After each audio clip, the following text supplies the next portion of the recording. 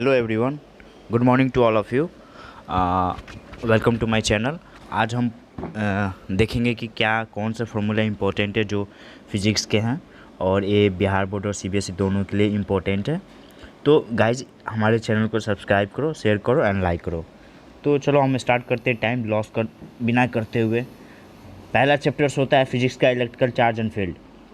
इसमें जो पहला फार्मूला है ये बहुत इंपॉर्टेंट है क्योंकि Q1/Q2/R², 1/4πε0 into ER। So guys यह R इज द डिस्टेंस है किसी भी दो चार्ज के बीच का। तो यहाँ दो चार्ज क्या क्या है, Q1 एंड Q2। तो हम बात करते हैं ER क्या है, relative permittivity of the medium. And E0 क्या है, इलेक्ट्रिकल परमिटिविटी इन ए फ्री स्पेस। तो सेकेंड फार्मूला जो है ये भी काफ़ी इंपॉर्टेंट है, कई बार क्वेश्चंस पूछे जाते हैं इससे, क्योंकि ये सब क्वेश्चंस यहाँ से कभी कभी क्या होता है कि आपको दे देगा इलेक्ट्रिकल फ्री परमिटिविटी इन ए फ्री स्पेस और आपसे पूछ देगा रिलेटिव परमिटिविटी बताइए उस मीडियम का क्या होगा। ठीक है, तो इस तरह के क्वेश्चंस आते हैं, इससे आपको पढ़ना चाहिए, अच्छे से ध्यान दो, अच्छे से पढ़ाई करो। अब हम आते हैं formula number 4, electrical dipole moment. एक डाइपोल मोमेंट क्या होता है, यह किसी भी चार्ज के बीच के जो डिस्टेंस है वो डिस्टेंस हमेशा फिक्स होता है, क्या होती है, 12 होती है। तो P = होता है Q/12। और गॉस थ्योरम बहुत इंपॉर्टेंट है बिहार बोर्ड वालों के लिए, क्योंकि बिहार बोर्ड में गॉस थ्योरम का प्रूफ हर साल पूछा जाता है। हर साल इसकी डेफिनेशन के साथ साथ define the Gauss law, Gauss theorem and drive it. तो इसे एक अच्छे से पढ़ाई करना, अच्छे से देखना, क्योंकि यह सीबीएसई बोर्ड और बिहार बोर्ड दोनों के लिए बहुत इंपॉर्टेंट है। तो फाई = होता है Q/ε0। फाई क्या है, टोटल फ्लक्स। Q क्या है, चार्ज है। ε0 क्या है, permittivity of the free space. Now हम बात करते हैं formula number 6, electric intensity near a charge plane conductor means Coulomb's theorem भी काफ़ी इंपॉर्टेंट है, क्योंकि हर साल इससे क्वेश्चंस एक पूछा गया था। जिस टाइम हम एग्ज़ाम दिए थे उस टाइम इससे बेस ऑब्जेक्टिव क्वेश्चंस आए थे, डायरेक्ट फार्मूला पूछ लिया गया था ऑब्जेक्टिव में। तो गाइस बिहार बोर्ड वाले इसे अच्छे से ध्यान देंगे, अच्छे से देखेंगे, क्योंकि इससे न्यूमेरिकल तो नहीं लेकिन ऑब्जेक्टिव में ज़रूर पूछे जाते हैं और कभी कभी लिखने के लिए चला जाता है कि कूलम्स थ्योरम क्या होते हैं, डिफाइन करो, इसके एप्लीकेशंस क्या है। ठीक है, तो इसे अच्छे से पढ़ाई कर लेना। अब हम बात करते हैं फार्मूला नंबर 8 का। अगर कोई प्लेन से चार्ज हो तो उसकी इलेक्ट्रिक इंटेंसिटी जो होती है वो σ/2ε0 होती है। और यहाँ पे अगर सिंपल कूलम्स थ्योरम हो तो σ/ε0 होती है। तो ये फॉर्मूले हैं जो काफ़ी इंपॉर्टेंट है, जिससे आपको ध्यान में रखना पड़ेगा एग्ज़ाम हॉल में जाने से पहले। फार्मूला नंबर 9, ये क्या होता है, ये कभी कभी क्या होता है कि आपको पूछ देता है न्यूमेरिकल्स में कि इसके कूलम में कन्वर्ट करें, इलेक्ट्रॉन्स में है कूलम में कन्वर्ट करें। तो एक कूलम के बराबर होता है 6.25 × 10⁸ इलेक्ट्रॉन्स। ठीक है, इसे याद रखना, ये बहुत इंपॉर्टेंट है। Formula number 10, Q = ± N E. N की वैल्यू कुछ भी हो सकती है, 1 2 लेके इन्फिनिटी तक, नॉट इन्फिनिटिव, 100 या इन्फिनिटी तक। हम इन्फिनिटिव मान सकते हैं लेकिन चार्ज कभी भी इन्फिनिटिव पे हमें शो नहीं होता है, इसलिए हम इन्फिनिटिव नहीं मानते हैं। तो ज़्यादातर इसका एन की वैल्यू 1 2 3 4 5 6 7 8 9 तक, मैक्सिमम 9 तक होती है। और ई की वैल्यू हमेशा 1.6 × 10⁻90 कूलम। ये तो हमें पता ही है कि इलेक्ट्रिक चार्ज का क्या होता है। तो इलेक्ट्रिक चार्ज का क्या होता है। अब हम टॉर्क की बात करते हैं, P/E sin θ। ठीक है, अगर हम वर्क डन हो रहा है किसी डाइपोल के द्वारा, ठीक है, थीटा एंगल पे, जो किसके direction of the dipole moment के इलेक्ट्रिक फील्ड के पैरेलल हो, ठीक है, तो वो होता है W = Pe1 - cos θ। ठीक है, ये फॉर्मूले हैं, ये चैप्टर फर्स्ट के थे फॉर्मूले, जो क्या है नाम चैप्टर फर्स्ट का, इलेक्ट्रिक चार्ज एंड फील्ड। अब हम बात करते हैं चैप्टर सेकेंड में क्या है, इलेक्ट्रोस्टैटिक पोटेंशियल एंड कैपेसिटेंस।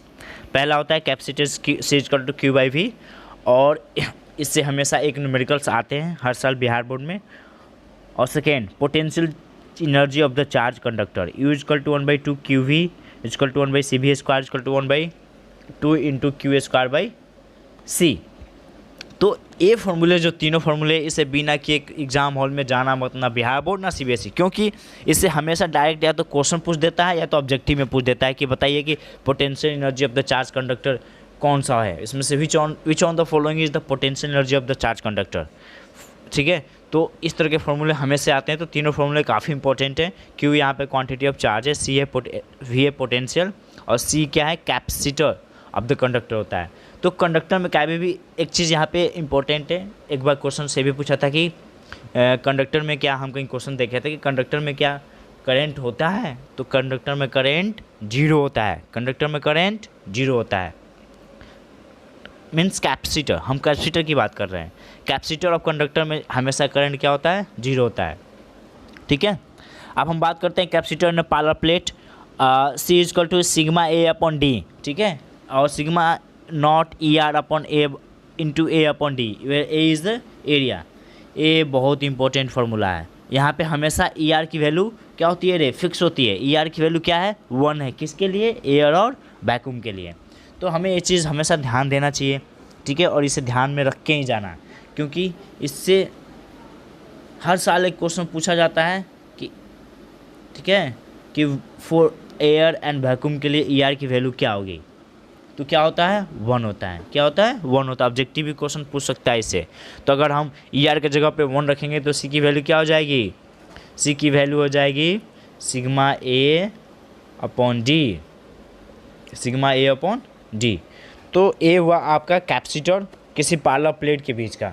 ठीक है, अगर उसमें मीडियम गिवन हो तो, अगर एयर मीडियम हो तो 1 हो जाएगा ई आर की वैल्यू, वैक्यूम हो तो ई आर की वैल्यू 1 हो जाएगी। अब हम बात करते हैं formula number 4, capacitor of the parallel plate. ए इससे क्वेश्चन कभी खास आया नहीं है, ना बिहार बोर्ड ना सीबीएसई के लिए, तो आई थिंक इससे क्वेश्चंस कम आएंगे। लेकिन electric potential at the point due to the electric dipoles, इससे क्वेश्चंस हमेशा पूछे जाते हैं। ये फार्मूला रट के जाना, बिना रटे एग्जाम में जाना मत, क्योंकि डाइपोल मोमेंट के बेस पे हर साल एक न्यूमेरिकल आता है, बिहार बोर्ड और सीबीएसई दोनों में। ठीक है, कभी कभी साथ साथ एनर्जी निकालने के लिए दे देता है, तो फार्मूला नंबर 6 इसे भी आप एक बार पढ़ लेना, इसको भी पढ़ के ही जाना। ठीक है, अब हम बात करते हैं फार्मूला नंबर 7। फार्मूला नंबर 7 आपको पता ही होगा, कैपेसिटर का जो पैरेलल होता है वो रेसिस्टेंस का सीरीज़ होता है। मतलब जो फार्मूला रेसिस्टेंस के सीरीज़ में यूज़ होता है वहीं कैपेसिटर के पैरेलल में यूज़ होता है। आप यहाँ देख सकते हो 7 और 8। ठीक है, 7 और 8। ठीक है, जो फार्मूला यूज होता है रेसिस्टेंस के पैरेलल में, वो फार्मूला कैपेसिटर के सीरीज़ में यूज होता है। आप देख सकते हो वहाँ पे 1/r इक्वल टू होता है 1/r1 plus 1/r2 plus 1/r3, पर एक किस में होता है, पैरेलल में होता है। रेसिस्टेंस में कहाँ होता है, पैरेलल में होता है, लेकिन सीरीज़ में कहाँ होता है, कैपेसिटर में होता है। तो इस चीज़ को ध्यान रखना है हमको। और पैरेलल का केस क्या है, C equal to C1 plus C2 plus C3। तो सीरीज़ का केस क्या है, सीरीज़ का केस क्या हो जाएगा, ए सीरीज़ का केस है, रेसिस्टेंस के ए सीरीज़ का केस है।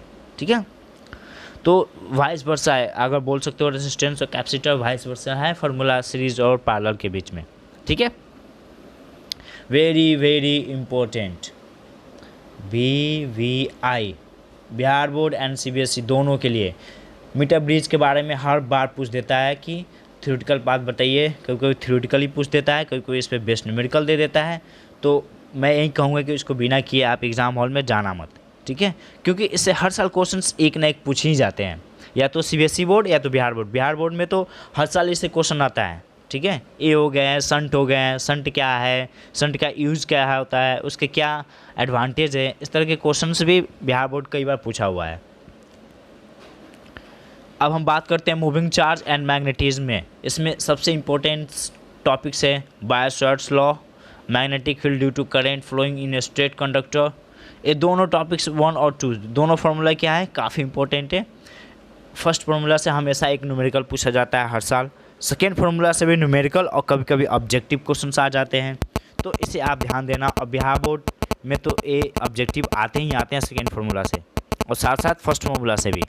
तो आई होप गाइस कि आपको ये वीडियो अच्छी लग रही होगी। तो हम आगे बात करते हैं, नेक्स्ट फार्मूला पे चलते हैं। Centre of the circular current B equal to mu naught I1 upon 2A। N की वैल्यू इंक्रीज करते जाओ, ठीक है, B की वैल्यू चेंज होती रहेगी, मैग्नेटिक फील्ड चेंज होते रहेगा। लॉरेंज फोर्स ये बहुत है, इसमें क्या होता है कि एक बार पिछले साल इसे ऑब्जेक्टिव पूछा था बिहार बोर्ड में। ठीक है, ये फार्मूला डायरेक्ट पूछ दिया था, तो ये फार्मूला को ध्यान में रखना। और वैसे भी इस बार पेपर ईजी ही आएंगे, आई होप दैट, कोशिश है। बिहार बोर्ड के जो चेयरमैन हैं उनका कि इस बार पेपर बच्चों के लिए ईजी बनाया जाए, क्योंकि बच्चों की क्लासेस भी नहीं चली है, तो आई थिंक बच्चे कम पढ़े होंगे, या सिलेबस को ह्यूज सिलेबस है तो बच्चे इतना कवर नहीं कर पाएंगे। तो मैं यही कहूँगा कि पिछले 3-4 साल का पेपर्स ऑब्जेक्टिव्स आप देख के जाना, क्योंकि 90% क्वेश्चंस वहीं से आते हैं। 90% क्वेश्चंस का न्यू फ्रेम नहीं बनता है। जब कोविड-19 का सिचुएशन नहीं था तो न्यू फ्रेम नहीं बनता था क्वेश्चंस का, लगभग सारे क्वेश्चंस रिपीट होते थे पिछले 10 साल के अंदर का। तो आई थिंक इस साल तो कोविड-19 का सिचुएशंस है, तो आपको क्वेश्चंस रिपीट तो कंफर्म है कि मिलेगा, और हो सकता है कि सारे पेपर के जो क्वेश्चंस है वो आपको मिल जाएं पिछले 10 साल के पेपर में। तो आप इस 10 साल का पेपर का प्रैक्टिस ज़रूर करना। कोई डाउट हो, कोई कमेंट हो तो आप हमें, कोई प्रॉब्लम हो तो आप हमें कमेंट करो, हम उस पर वीडियो बनाएंगे, आपकी पूरी मदद करेंगे। तो अब हम बात करते हैं आगे संट ये भी काफ़ी इम्पोर्टेंट है। इसे आप बिहार बोर्ड और सीबीएसई बोर्ड दोनों बोर्ड इसको पढ़ के जाएगा, क्योंकि इससे हर साल क्वेश्चंस आते हैं, हर साल आते हैं। जिस टाइम मैं एग्ज़ाम दिया था बिहार बोर्ड में से, उस टाइम इससे क्वेश्चन काफ़ी आया था। स्टेट बोर्ड के लिए एक क्वेश्चंस काफ़ी इम्पोर्टेंट है, ठीक है, VVI काफ़ी इम्पोर्टेंट है, ठीक है। तो आई होप दैट कि आप इसे पढ़ के जाओगे, ठीक है। आगे चैप्टर 5 की हम बात करते हैं, मैग्नेटिज्म एंड मैटर की बात करते हैं हम।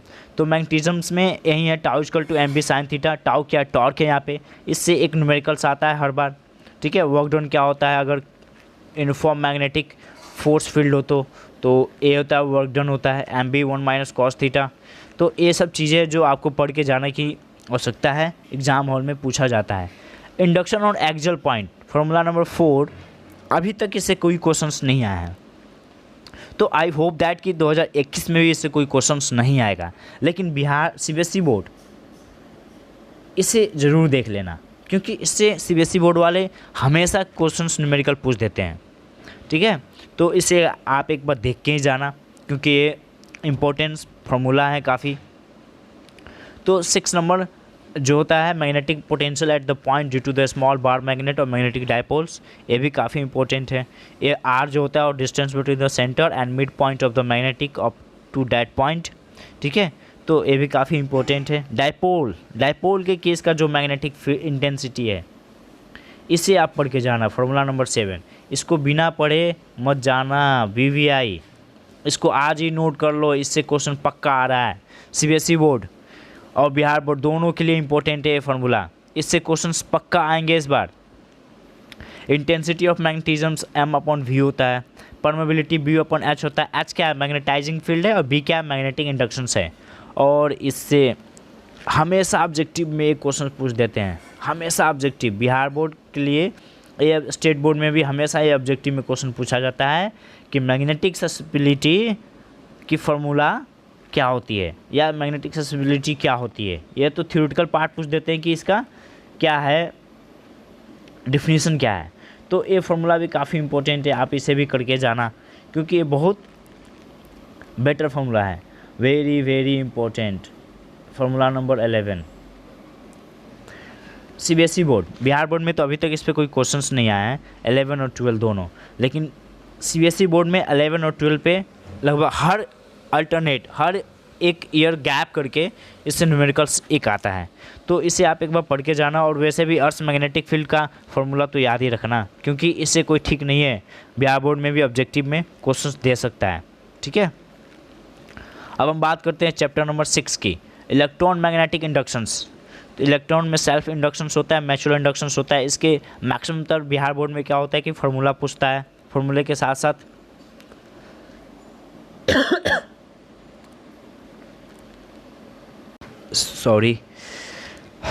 तो इलेक्ट्रिक मैग्नेटिक इंडक्शन से हमेशा सेल्फ इंडक्शन और म्यूचुअल इंडक्शन से हमेशा फार्मूला पूछता है, ठीक है। तो म्यूचुअल इंडक्शंस और सेल्फ इंडक्शन से हमेशा इसे थ्योरी पूछ देता है।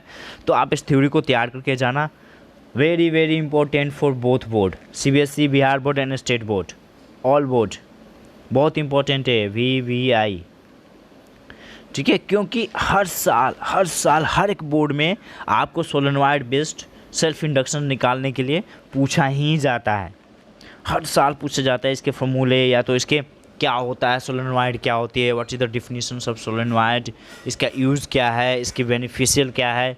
ठीक है, इस तरह के फॉर्मूले हर साल क्वेश्चंस आस्क किए जाते हैं सीबीएसई बोर्ड और बिहार बोर्ड दोनों में। अब हम बात करते हैं एससी का। एससी चैप्टर्स हैं। एससी चैप्टर्स में सबसे पहला फर्स्ट, सेकेंड एंड थर्ड, ये 3 फार्मूले को आप पढ़ लेना। 3 फार्मूले से ही हमेशा क्वेश्चन पूछे जाते हैं, चाहे वो बिहार बोर्ड हो चाहे सीबीएसई बोर्ड हो। ठीक है, वेरी वेरी इंपॉर्टेंट। 5, 6, 7, 8 ये बहुत इंपॉर्टेंट फार्मूला है, बहुत ज़्यादा। VVI इससे हर साल सीबीएसई और बिहार बोर्ड में LR circuit, derivation, LCR series, power factor of LCR ये निकालने के लिए हर साल पूछ देता है। साथ साथ रेजोनेंट एंगुलर फ्रीक्वेंसी के भी फार्मूला बिहार बोर्ड, इसे बिना पढ़े मत जाना। फार्मूला नंबर 9 को बिना पढ़े मत जाना, क्योंकि हर साल इससे क्या करता है, क्वेश्चन पूछता है न्यूमेरिकल या तो ऑब्जेक्टिव। तो ये जो आपको दिखा 5, 6, 7, 8, 9 ये जो 4-5 फार्मूले हैं, इसको आप ज़रूर रट लेना, ये बहुत इंपॉर्टेंट फार्मूले हैं। इलेक्ट्रोमैग्नेटिक वेव्स में गॉस लॉ होता है जो इलेक्ट्रोस्टैटिक्स का, इसमें ये इंपॉर्टेंट है सीबीएसई के लिए, क्योंकि कभी कभी 4 पूछ देता है। इसमें 4 मैक्सवेल 4 इक्वेशन जो है, 4 इक्वेशन को डिस्क्राइब करने के लिए दे देता है। और हो सकता है कि इस बार बिहार बोर्ड में क्वेश्चंस आ सके, क्योंकि ये पिछले 2 साल से क्वेश्चंस इस पे पूछे नहीं गए हैं। 2 साल पहले इस पे क्वेश्चंस काफ़ी आए थे, हर साल आए थे, रिपीट होते थे। तो इस साल इससे क्वेश्चंस पक्का आएगा, तो आप इसे करके ही जाना। चारों फार्मूला को अच्छे से तैयार कर लेना, इसके डेफिनेशन पढ़ लेना, क्योंकि इससे क्वेश्चंस हर साल आता है। ठीक है, स्पीड ऑफ लाइट की क्या होता है, 3 × 10⁸ मीटर पर सेकेंड, और स्पीड ऑफ इलेक्ट्रोमैग्नेटिक वेव भी है। ठीक है, अब हम बात करते हैं ray optics and optical instruments. इसके 3 फार्मूले हैं जो बहुत इंपॉर्टेंट है, 1, 2, 3, 4। और लेंस फार्मूला है ये बहुत इंपॉर्टेंट है। साथ सीबीएसई के लिए 5, 6 lens makers formula, this is the very very important for CBSE and Bihar board, both for any state board.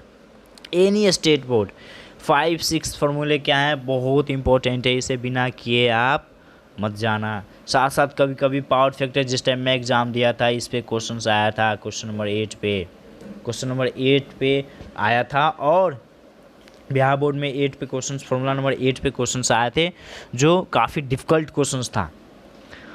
ठीक है, वैसे भी वो क्वेश्चंस गलत थे, बाद में उसे हमें ग्रेस मार्क्स मिले थे, पर क्वेश्चंस काफ़ी डिफ़िकल्ट होता है इस पर। फार्मूला नंबर 9, 10, 11, 12 पढ़ने की कोई ज़रूरत नहीं है। 12, 13 ये सब फार्मूले पे क्वेश्चंस कभी नहीं आते। हाँ, 1-2 बार कई बार ऑब्जेक्टिव पूछे गए हैं क्रिटिकल एंगल से, फार्मूला नंबर 11 से।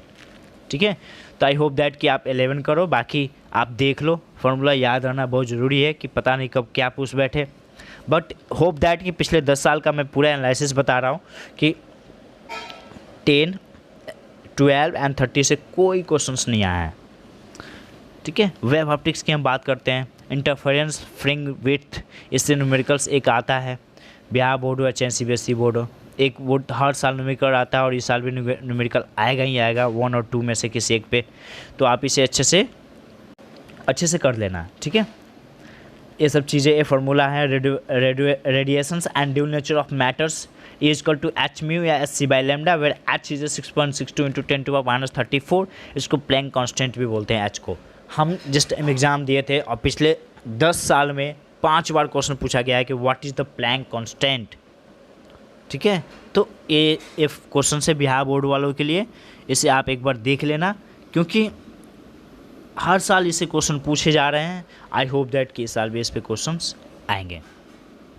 ठीक है, इंस्टेंट फोटो इलेक्ट्रिक इक्वेशंस, ये सबसे ज़्यादा ज़रूरी पड़ेगा। बिहार बोर्ड ने तो अभी नहीं, लेकिन सीबीएसई से इससे क्वेश्चंस काफ़ी पूछे गए हैं। साथ साथ इसका एक्सप्लेनेशन पूछा जाता है कि what is the instant photo electric equations. ठीक है, तो अच्छे से इसको पढ़ो, अच्छे से ध्यान रखो, और कोई डाउट हो तो आप हमें कमेंट करके बताओ, आपकी पूरी मदद की जाएगी। डी ब्रोगली थ्योरम, रिलेशनशिप्स, ये बहुत इंपॉर्टेंट है। P = h/λ, इससे हमेशा एक न्यूमेरिकल पूछा जाता है। इन तीन चार पाँच, ये तीनों मिला के एक न्यूमेरिकल हर साल आता है बिहार बोर्ड और सीबीएसई दोनों में। तो आप इसे एक अच्छे से देख लेना, ठीक है। ये सारा इम्पोर्टेंट है, 7, 8, 6 इससे न्यूमेरिकल्स आते ही आते हैं, ठीक है। इससे पिछले 3 साल से कंटिन्यू न्यूमेरिकल्स ऑब्जेक्टिव न्यूमेरिकल्स आए हैं इससे 5, 6, 7, 8। तो आप इस बार देख लेना एक बार, क्योंकि ये जो फार्मूला है ये काफ़ी इम्पोर्टेंट है, बहुत कम बुक्स में मिलते हैं ये, और मैं इसलिए सारे फार्मूला को एक अलग सा बना दिया हूँ वीडियो। हिंदी में अगर इसको देखना है तो मैं कल अपलोड कर दूंगा हिंदी वाला भी पार्ट, और आप वहाँ देख लेना जाके। अब हम बात करते हैं एटम्स का। एटम्स में एक ही फार्मूला है जो काफ़ी इम्पोर्टेंट है, जो मैं आपको बता देना चाह रहा हूँ, 3 और 4 और साथ साथ 6, ठीक है। फार्मूला नंबर 3, 4, 5 और 6, ये जो 4 फार्मूला है इसको रट लेना, बाकी कुछ पढ़ने की ज़रूरत नहीं है। यहीं से क्वेश्चंस आते हैं, मैक्सिमम क्वेश्चंस आता है रेडियस निकालने के लिए, तो रेडियस का फार्मूला तो हमेशा रट के ही जाना, ठीक है। वेव नंबर से अभी तक कोई क्वेश्चंस नहीं आया है। हाँ, न्यूक्लियाइज क्या होता है? एटॉमिक नंबर हमेशा number of proton in nucleus के बराबर होता है। न्यूट्रॉन नंबर क्या होता है? Mass number minus atomic number. और किसी भी प्रोटॉन का चार्ज क्या होता है? 1.6 × 10⁻90 कूलम मास ऑफ प्रोटॉन है। सब कुछ यहाँ पे हमने दे रखा है। इससे कोई क्वेश्चंस नहीं आता है, इससे अभी तक कोई क्वेश्चंस नहीं आया है, लेकिन इससे क्वेश्चन सिर्फ सीबीएसई में पूछा गया है, ठीक है। तो सीबीएसई वाले इसे क्वेश्चन एक बार देख लेना। अभी तक बिहार बोर्ड में इस पर कोई क्वेश्चंस नहीं आएंगे और अगले आने वाले समय में भी नहीं आएंगे। इससे कोई क्वेश्चंस नहीं आया 9 फार्मूला से, ना बिहार बोर्ड ना सीबीएसई में। पर formula number 10, formula number 11 and 12 also, ये तीनों फार्मूला से ऑब्जेक्टिव क्वेश्चंस बिहार बोर्ड में पूछे गए हैं और सब्जेक्टिव क्वेश्चंस सीबीएसई में भी पूछे जाते हैं, न्यूमेरिकल बेस्ड। सीबीएसई में पिछले साल के 2018 में रेडियोएक्टिव डिके इक्वेशंस को डिफाइन करने के लिए पूछा था, ठीक है। Right the detail of radio active decay equations. तो आई होप दैट कि क्वेश्चंस फिर से रिपीट हो सके इस साल। आप इसे एक बार अच्छे से पढ़ लेना। बाकी तो ये फार्मूले नहीं आते हैं, और हाँ, ये फार्मूले भी काफ़ी इंपॉर्टेंट है बिहार बोर्ड और सीबीएसई के लिए। इससे न्यूमेरिकल्स में कभी कभी लास्ट में पूछ देता है कि आप इसे अगर आपको दे देगा कि बता दो हमें कि m0 दे देगा, मास ऑफ पार्टिकल्स दे देगा, रेस्ट मास ऑफ पार्टिकल्स दे देगा, वेलोसिटी ऑफ मूविंग पार्टिकल्स दे देगा, और वेलोसिटी ऑफ लाइट आपको पता है तो पूछेगा कि मूविंग पार्टिकल का मास कितना होगा। तो इस फार्मूला है, ये फार्मूला से आप इसे निकाल सकते हो, H=mc²। ये तो काफ़ी फेमस फार्मूला है। आई होप कि आप सबको ये फार्मूला पता होगा, ठीक है। अब हम बात करते हैं DC current gain for the common base amplifier. इससे कोई न्यूमेरिकल्स अभी तक तो आए नहीं है। हाँ, इससे एक चीज़ है, बिहार बोर्ड वाले ये रट लेना फार्मूला, क्योंकि ऑब्जेक्टिव क्वेश्चंस पूछे जाते हैं, ठीक है। ऑब्जेक्टिव क्वेश्चंस इससे आते हैं बहुत, हर साल ये ऑब्जेक्टिव क्वेश्चंस में डाल देते हैं, ये लोग फार्मूला ही डालते हैं ऑब्जेक्टिव क्वेश्चंस में। तो इसको देख लेना 1, 2 दोनों फार्मूला को, ठीक है, क्योंकि हर साल क्वेश्चंस आ जाता है, और ये भी क्वेश्चंस आता है हर साल बिहार बोर्ड में। फार्मूला ये भी फार्मूला पूछे जाते हैं ऑब्जेक्टिव में। तो आई होप दैट कि आप इसे पढ़ के अच्छे से जाना एग्ज़ाम हॉल में। एग्ज़ाम हॉल में बिना फार्मूला देखे मत जाना, नहीं तो प्रॉब्लम हो सकता है। इसे अभी तक कोई क्वेश्चंस नहीं आया। Relations between alpha and beta, Bihar board and CBSE board दोनों के लिए काफ़ी इंपॉर्टेंट है। और साथ साथ 10, 11, 12, 13 ये सारे फार्मूले क्या हैं, काफ़ी इंपॉर्टेंट हैं, आपको पढ़ के जाना चाहिए, ठीक है। 9, 10, 11, 12 एंड 13 सारे फार्मूले काफ़ी इंपॉर्टेंट है। नॉर गेट, एंड गेट, और गेट, ये सब पढ़ के जाना डिफिनीशन के साथ, रिलेशन के साथ, ठीक है, क्योंकि ये इंपॉर्टेंट है। मैंने तो यहाँ फार्मूला दे दिया, अब आपका काम है इसे अच्छे से एलेबोरेट करके पढ़ लेना। इसे अच्छे से एलेबोरेट करके पढ़ लोगे, अच्छे मार्क्स आ जाएंगे। कम्युनिकेशन सिस्टम से कोई न्यूमेरिकल्स नहीं आता है, ज़्यादा तो ऑब्जेक्टिव ही आती है, लेकिन हाँ, सीबीएसई में क्वेश्चंस इससे आता है। रिलेशंस कभी कभी पूछ देता है कि रिलेशंस क्या है, उसको अच्छे से डिस्क्राइब करो। तो इसे एक बार देख लेना सीबीएसई वाले। और अदर स्टेट बोर्ड का तो भी है कि अदर स्टेट में भी ये क्वेश्चंस पूछ सकता है, पर बिहार बोर्ड में अभी तक ये क्वेश्चंस नहीं आया है।